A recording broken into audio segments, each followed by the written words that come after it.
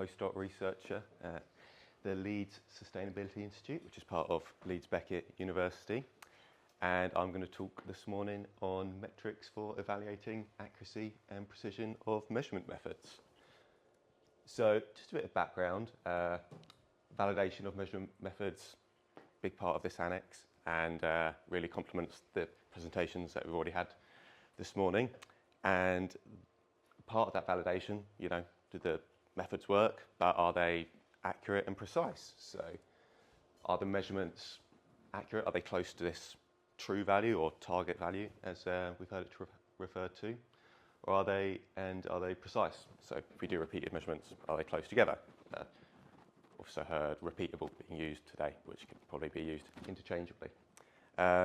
So my interest in this topic really came about in my PhD when I was reviewing other validation studies and noticed that the approach used and the metrics used weren't consistent, and this was true in academic studies, in industry-based studies, and in government-funded research as well.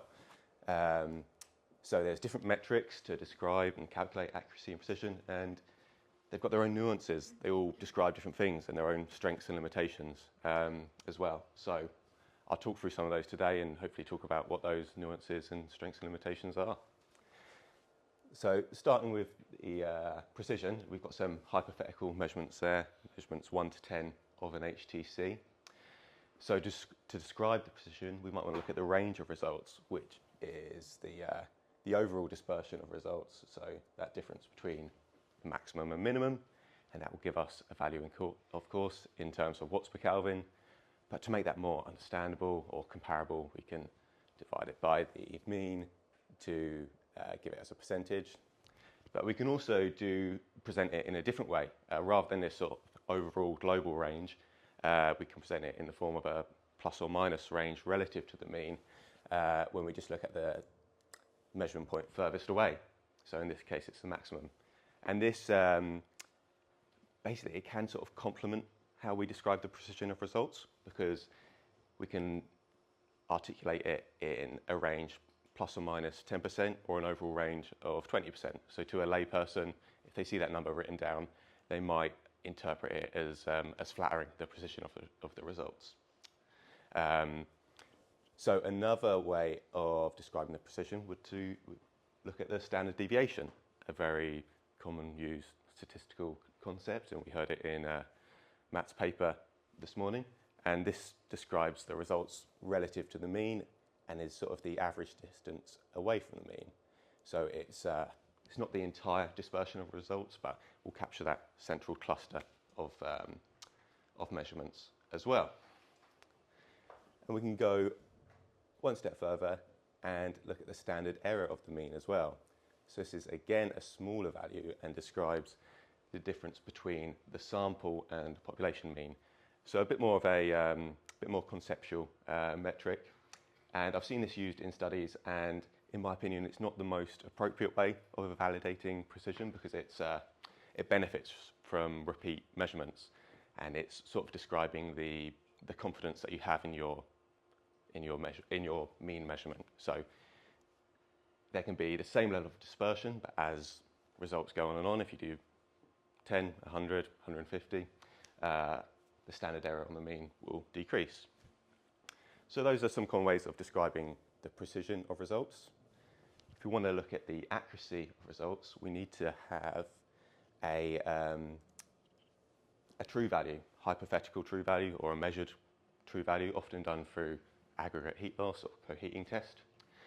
And we can easily evaluate the accuracy by looking at the relative percentage difference. So this is the difference between the true value and the mean measurement. So in this example here, if we look at the mean value, it's not really capturing the extremes of the measurements. It sort of dilutes those extremes.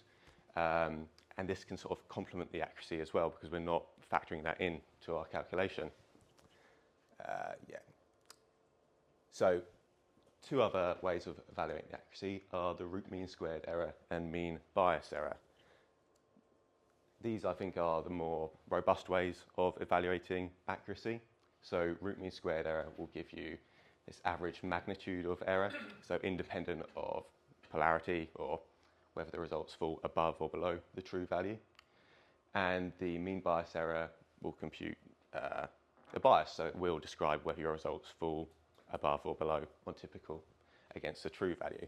And I think these are more robust because they consider the error of each individual term measured against this hypothetical true value.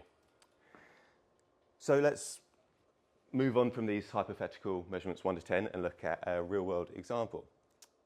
So I've got 13 dynamic HTC measurements here and a reference coheating test.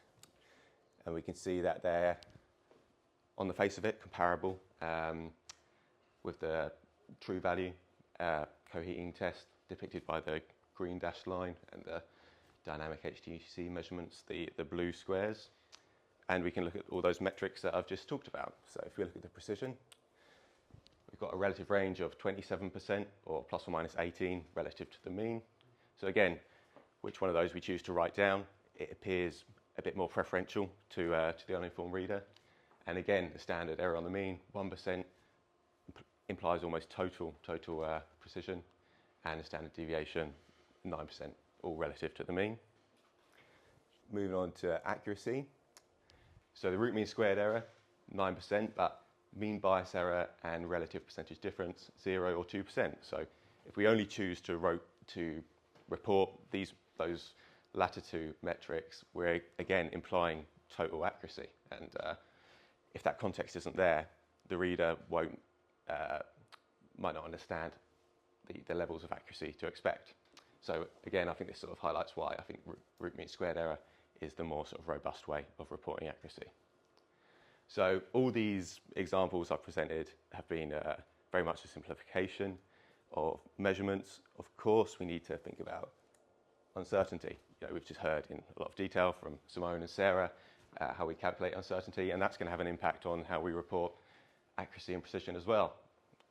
If we're computing standard deviation and standard error, the calculation formulas for doing so are a bit more complex, and evaluating accuracy can be a bit more complex as well. We could look at if the confidence intervals of the measurements overlap.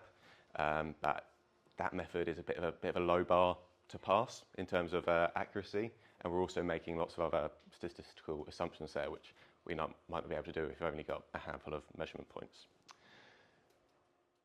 So yeah, in summary then, we've talked about the different metrics that are being utilised to evaluate accuracy and precision currently, and yeah, there they are as a reminder. The metrics all have their own nuances. They tell a sort of unique narrative. So I think the context is key when we're reporting these and when they're getting written down and presented. And I hope this has demonstrated that there's a standardized approach needed to have validation studies that are comparable and robust as well. And I think this work hopefully will start some conversations and prompts around subtask 3, which is verification and validation. That's me. Thank you.